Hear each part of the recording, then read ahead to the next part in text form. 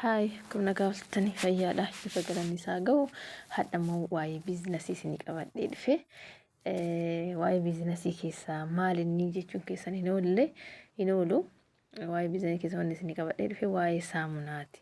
Saamunaan jireenya ilma namaa guyyaa guyyaa fayyadamu keessaa inni tokko maalidha? Saamunaadha.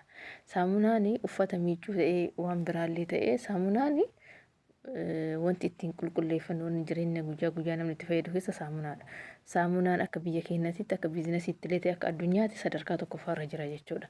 Kanaaf jecha yaadicha kana akka biizinasiitti akka yaadaatitti itti yaadaati hojjedha.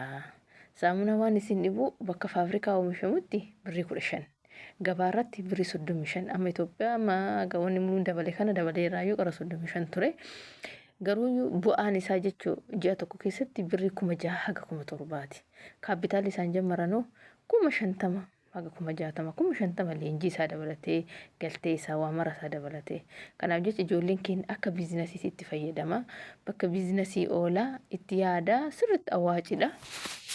Saamunaan akkuma isin beekamu bakka lamatti qoodama. Daraq saamunaa fi fasaas saamunaadha. Ammaaf garuu karraa dubbataa jiru daraq saamunaadha. Isallee fasaas saamunaan isinillee guyyaatti aanu qabadhee isinii dhufa.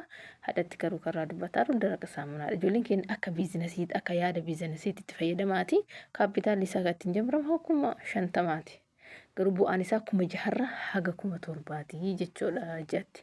Maashinii isaallee asuma argama, leenjiin isaallee asuma argama, galteen isaallee asuma argama. Asitti wanti mulu haala isinii mijaa'aa waan ta'eef itti dhiyaadhaa isiniin jenna galatooma.